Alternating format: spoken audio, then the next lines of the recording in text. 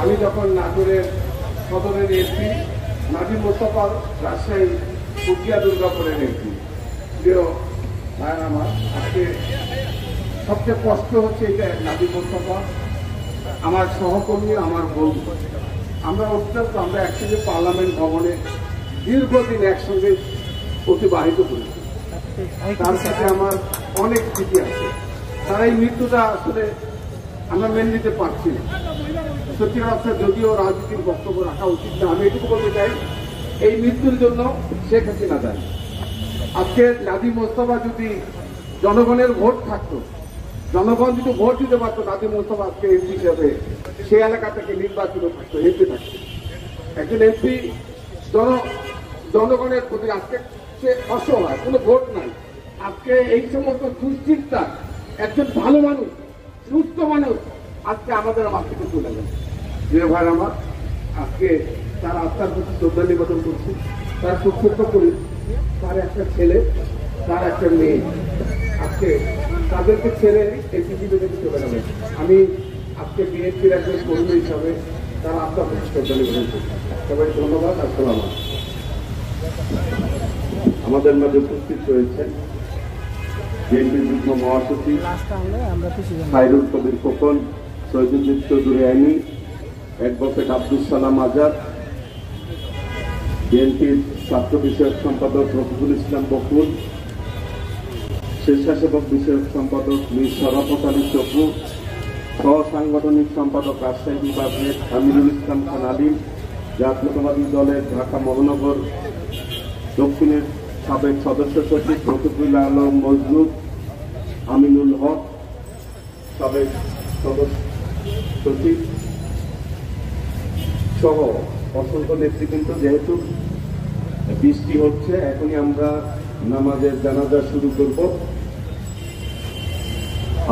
Doctor Asaduzzaman Ripon, বিএনপির vice chairman উপস্থিত হয়েছেন। আমি এই পর্যায়ে প্রথমেই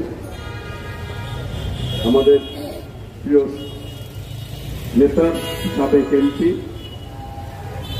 মরহুম নাজিম মোস্তফা সম্পর্কে কিছু বলার জন্য বিএনপির সিনিয়র যুগ্ম মহাসচিব অ্যাডভোকেট রুহুল কবির রিজভী আহমেদকে কিছু বলার জন্য অনুরোধ করছি।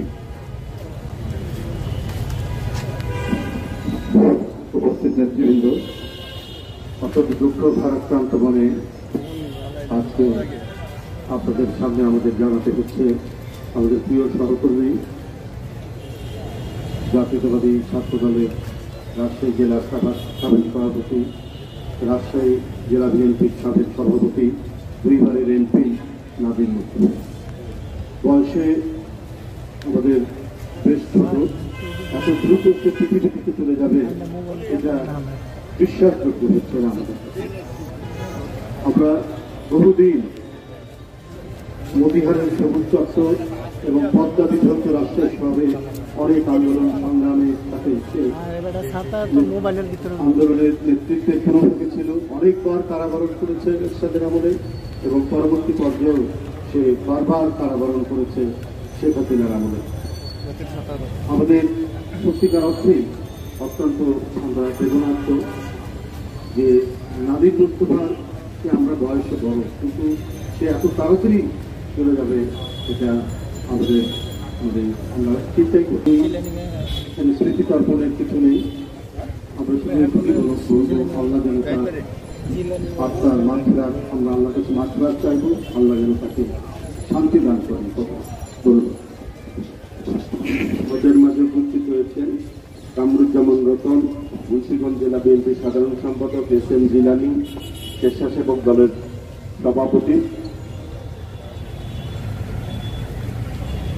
আমি পরিবারের পক্ষ থেকে আমাদের মরহুম নাজিম মোস্তফার ছেলে আপনাদের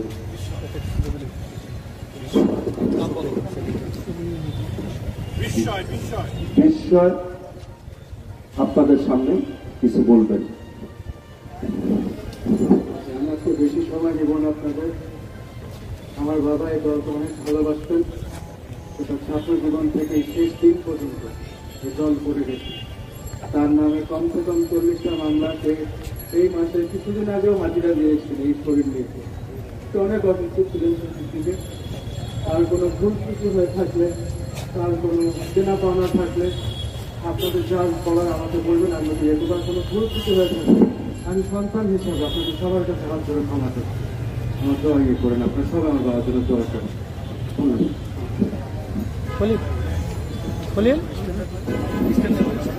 এখন আমাদের জন্য সবাই প্রস্তুত থেকে আমরা জানাজা করাবেন। আমাদের ওলামা দলের সদস্য সচিব অ্যাডভোকেট আবুল হোসেন।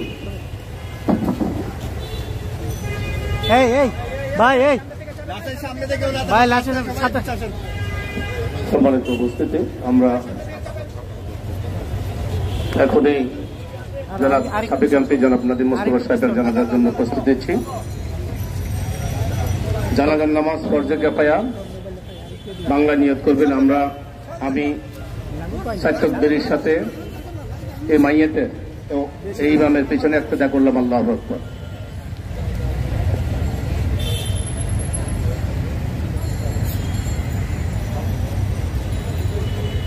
আল্লাহু আকবার।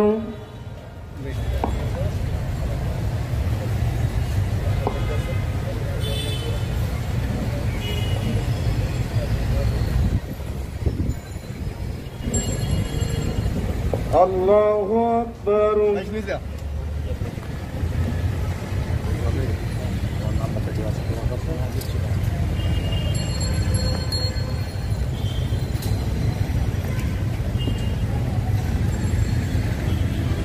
আল্লাহু আকবার।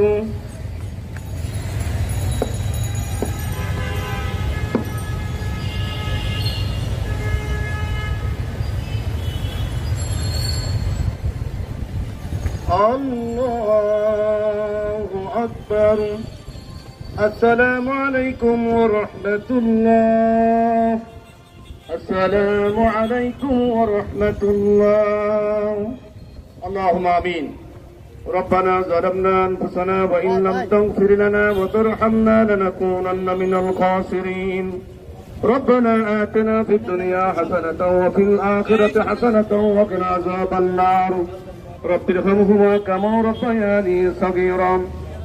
رب العالمين মহিয়ান গরিয়ান সর্বশক্তিমান দয়ালু দাতা, আসরের নামাজ আদায় করে আল্লাহ আমাদের রাজশাহী ডিভিশনের প্রিয় নেতা সাবেক সংসদ সদস্য জনাব নাদিম মোস্তফা ভাইয়ের জানাজার নামাজ আদায় করে আল্লাহ উপস্থিত জাতীয় নেতৃবৃন্দকে নিয়ে তুই মাহফুজের দরবারে হাত তুলেছি। মেহেরবানি করে ওনার কর্মজীবনে আল্লাহ দেশের জন্য জাতির জন্য যে কাজ করেছে, যে কাজটা তোমার পছন্দ হয়েছে, তার উসিলাতে আল্লাহ তুমি নাদিম ভাইকে মাফ করে দাও। আর রব্বুল আলামিন তার পরিবার পরিজন সকলকে এই শোক সইবার মতো তুমি তৌফিক দান করে দাও। রব্বুল আলামিন বিএনপির যে সমস্ত নেতাকর্মী বিভিন্ন আন্দোলন সংগ্রামে নিহত হয়েছে, আল্লাহ তুমি প্রত্যেকে জান্নাতের বাসিন্দা বানিয়ে দাও। আর রব্বুল আলামিন খাস করেন বাংলাদেশের রাখাল রাজা সাবেক রাষ্ট্রপতি স্বাধীনতার ঘোষক আল্লাহ শহীদ রাষ্ট্রপতি জিয়াউর রহমানকে তুমি জান্নাতবাসী করে দাও। আর রব্বুল আলামিন তার কলিজা টুকরা আরাফাত রহমান কোকো বানানের গোরস্থানে চিরনিদ্রায় শায়িত আছে, মেহেরবানি করে আরাফাত রহমান কোকে তুমি জান্নাতবাসী করে দাও। হে রব্বুল আলামিন খাস করে আমাদের নেত্রী দেশনেত্রী সাবেক 3 বারের প্রধানমন্ত্রী গণতন্ত্রের মাতা আল্লাহ জানেন সরকারের ষড়যন্ত্রের শিকার হয়ে আল্লাহ ক্যাঙ্গারে কোর্টের রায়ে জেলের মধ্যে বন্দী রয়েছে, মেহেরবানি করে এমন একটি পরিবেশ তৈরি করে দাও, আমাদের মাকে মুক্ত করে আবারও এ দেশ এবং জাতির খেদমত করার তৌফিক দান করে দাও। আল্লাহ আমাদের মা অনেক অসুস্থ রয়েছে, মাকে পরিপূর্ণ সুস্থতা দান করে দাও। আল্লাহ আমাদের নেতা জনাব তারেক রহমানকে দেশে এসে দেশ এবং জাতির খেদমত করার তৌফিক দান করে দাও। সুবহান রাব্বিকা রাব্বিল ইজ্জাতি আম্মা ইয়াসিফুন ওয়া সালামুন আলাল মুরসালিন ওয়ালহামদুলিল্লাহি রাব্বিল আলামিন। বাদ লা ইলাহা ইল্লাল্লাহু মুহাম্মাদুর রাসূলুল্লাহ। এই সামনে যাই না, কেউ সামনে কেউ যাই না। কেউ ভাই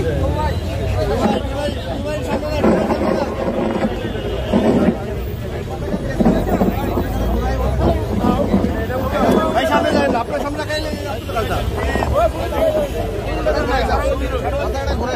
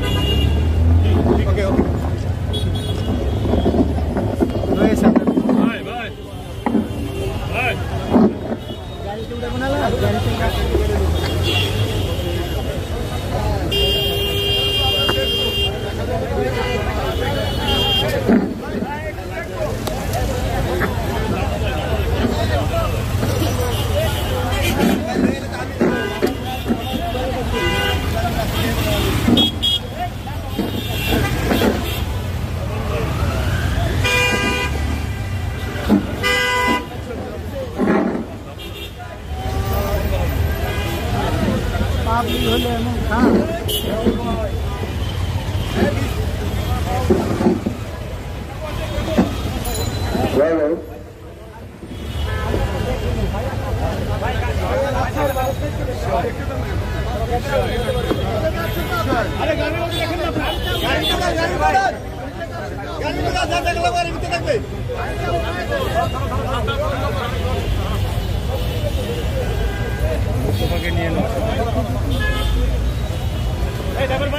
আপনারা সরেন নাই নাকি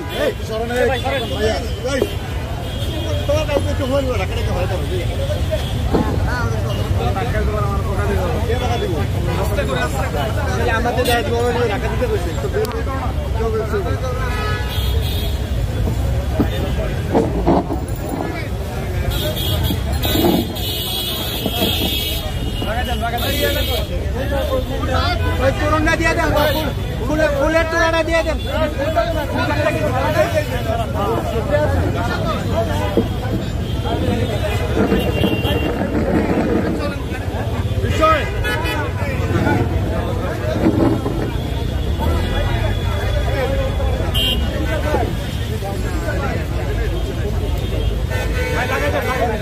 লাগাই দেন লাগাই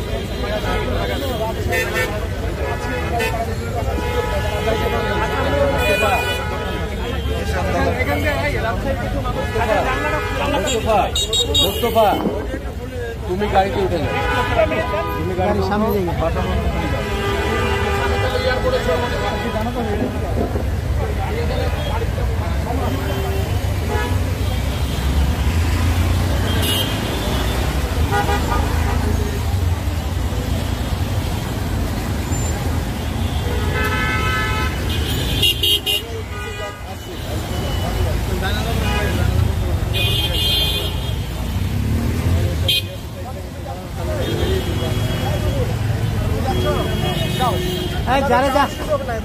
যারে নেওয়া নিয়ে নেন